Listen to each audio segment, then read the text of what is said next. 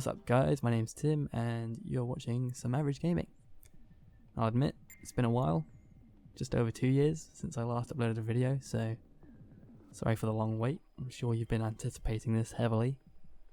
But here it is, a solo stealth pro job on Overkill, bank heist. However, this is with a bit of a twist. Normally if I did a bank heist, I would only do it if the vault was in this back room. But as you can see, this version is with the vault in the front room. And it's a bit trickier. I always thought it was impossible, although I never really tried it out. And this being a pro job, I had to do it because I only had one shot and I happened to be recording. And the difficulty with this is you have to get everyone in that front room down, which is pretty tough because we saw just a minute ago the bank tellers in that little room. Sometimes the room's closed and you have to unlock it. Luckily for me, those doors are open. The doors to the outside are closed though, which is a bit rough, but it's not too big of a deal. But yeah, those bank tellers in that little room, they've got little alarms under them, so that's always a bit of a hassle. And there's often more people in this front room, so it just seems like it's harder to crowd control later on, but it doesn't matter too much. I'll show you how to get through that. And you start off by just casing the joint like you would any other heist. Go for the cameras, as I'm trying to do here. I have an ECM jammer that can open these doors, but I get a bit caught out in this corridor because the bank manager comes down the corner. Get him down. He provides me with a key. Save an ECM jammer. Open the door to the security room. Wait a minute. Here we go. And take the first hostage. Now we need one hostage. That means we can kill the rest of the guards, so that'll come later. And now all the cameras are offline too, so that's even more helpful. So I can kill a guard wherever, as long as there's not too many people nearby. It doesn't really matter. Nothing will beep and the police won't come unless people start to phone the police, or someone presses an alarm. That's a different issue. But first off, we need to get the bank manager out of here. Got a little bit lucky that no one saw him, but you need a bit of luck. You have to take some risks if you're going to do a heist. There's lots of moments in heists where you think, how do they get away with that? But it's not too big of a deal. So now we're out on the prowl to kill the rest of the guards, because it's always easier to take down the camera, then take down the guards, and then focus on the people. Because if you're focusing on the people and a guard comes, you can get caught off guard, and if they start shooting their guns aren't silenced. Your gun hopefully is.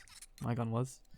So no one can hear your gunshots, but if a guard catches you in the act, he'll shoot you, and that's it. You've lost that stealth bonus, the element of surprise. There's my first guard who I need to kill. He's on the roof. Nice area to kill a guard because it's out of the way. No one really sees him. Answer the pager. You may have seen, or you will see in a second, that in my pre-planning I purchased a little zip wire. Completely useless in this heist, but sometimes the van which you need to escape in is just next to that roof, that alleyway next to the roof, building, whatever you want to call it. And so that little zip line could be quite useful just to quickly go back and forth between the bank and the van. Not useful in this occasion because the van's in a completely different place, but it's just a fun little thing to add in. As well as that, I also got body bags, which I put in the parking lot out back by the drill, and I also got a key so that I didn't have to waste time waiting for all the drills to go. So the first drill goes, and if there's a second barrier in the safe, I can just use the key instead of having to wait for ages, which is always good. Just saves time. Just means you have to fix drills for 10 minutes, which is a waste of time. So 2 guards left, and just using the CCTV to track them, look at their movements, wait for them to head towards somewhere where you can kill them. And so here, the guard heads towards that corridor, which is a pretty nice corridor. It's kind of out of the way, hidden from that front area. But take a bit of a risk. In a minute, not quite yet. Just trying to see here where the civilians are in the room, if there's anyone who can see him. And I think there is. I think there was someone in that corner. You didn't see it there, but nevertheless, I decided to take the risk. Kill him, shoot him in the chest, and he falls forward. So fortunately, you saw there, someone started to notice, but then he fell forwards out of their eyesight, which was pretty lucky as well. But just take what you can get. Bag up the corpse. I think it's useful to have body bags, because sometimes you end up killing someone, don't have any body bags left, and they're in a really awkward position. But one guard left to go. Trying to catch him out in a useful position. I see there he's going towards that back area. There he is. This is an okay place to kill people. If it's the last guard, it's fine, because you can kill him, do the sometimes he's out of sight, but in this case the other people notice and they go a bit crazy and alerted. Just the three of them, because it's the way it's modular, the office, only three of them can see him, and the other people can't see those three people going crazy, which is pretty good as well. So then they somehow can't see the people on the ground. Take these guys hostage, because you want these people in the back room to be hostages, because later on you're going to be mainly in that front room, and so you don't need to tie down the people in the front room, because you can just tell them to get down. You'll see them frequently, whereas these people at the back, you want them to be tied down. You want them to know that they're not going to get up. You don't want to have to run around and tell them to stay down on the ground, because that's just effort. It's pretty out of your way to go out to the back room every time once you're drilling the safe and unlocking the deposit boxes and whatever. And now that all the guards are down, I can make a start on that front room. Now this is the part where I kill people. Some people won't like that. I felt like it was necessary. I've done this before. I can remember trying to get them down, and those little alarms, they'd always press them, so I feel like you almost have no choice but to just kill them to avoid all possibility of those alarms being pressed, because otherwise it's game over. If they for some reason don't respond to your get down, they'll push those alarms. There was a guy outside as well. I used up my last 2 cable ties, so I had to kill him, because there's people walk around the front all the time. I couldn't be bothered to have him just sitting down outside, because he's pretty difficult to get to. These guys in the front, they're fine, but if that guy starts to get a bit confident and stand up and try to defend the police, I don't think I'll be able to get to him in time. Put up the thermal drill. These guys here, notice none of these are cable tied, because I can see them. They'll be right by where I'm operating, so you can kind of notice if any of the exclamation marks move around. That means they're getting up, so you have to rush out and tell them to get down again. Sometimes it does get very close where I didn't notice. While I was doing the deposit boxes, someone would start calling the police, so I'd run out and tell them to get down. It was fine. It all ends up okay. And if you have ECM jammers, remember how at the start I managed to save both of my ECM jammers, so I could open up these things, the little ATM machines, which are very valuable. $299,000 each, I think. We'll see about the second one in a minute. But that's a pretty good sum. So that's like 600,000 between the two. Added on to the gold you're about to steal, the bonuses you're going to get, and all those deposit boxes you're going to open. And if I'm being honest, this isn't the most efficient way to make money in this game. Like, if we're thinking about how much cash you're getting per hour, this is probably a terrible way to do it, because we've kind of got the situation under control in like 15 minutes. It's now 19 minutes, but it's like a few minutes ago that we killed the last guard and whatever. But the situation is under control.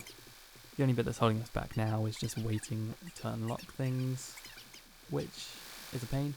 However, you need to stay alert, because those people on the floor, they can get up, they can call the police, and they will if you leave them for too long.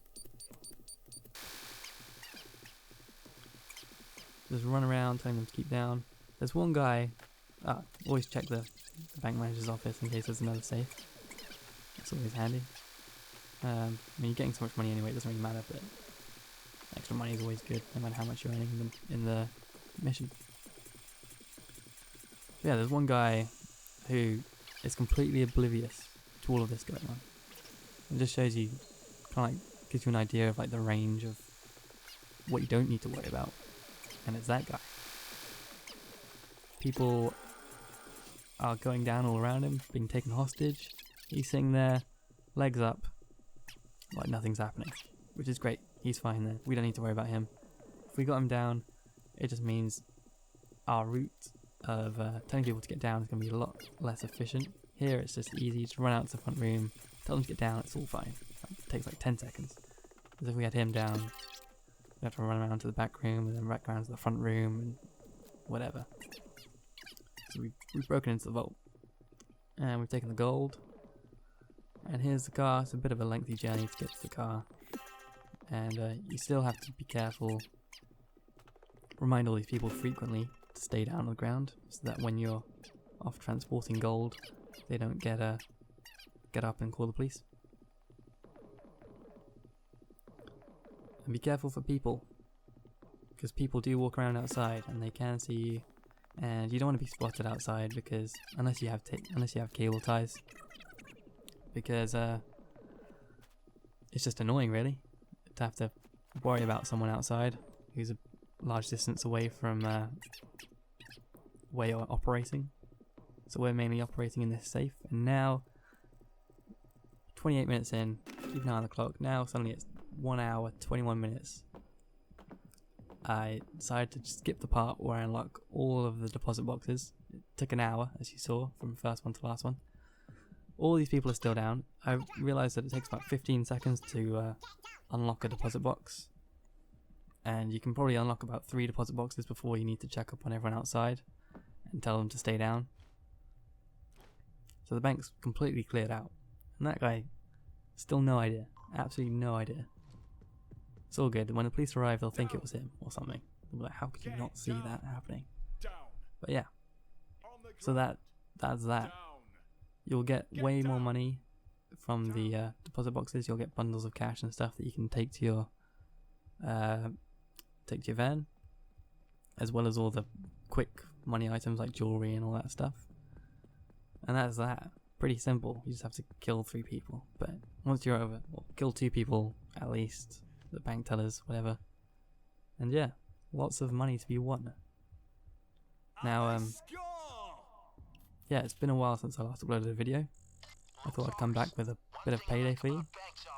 But yeah, thanks for watching. Like and subscribe for more. Hopefully there'll be more. Can't guarantee it, but beware of the crude outro. Just a warning. Bye.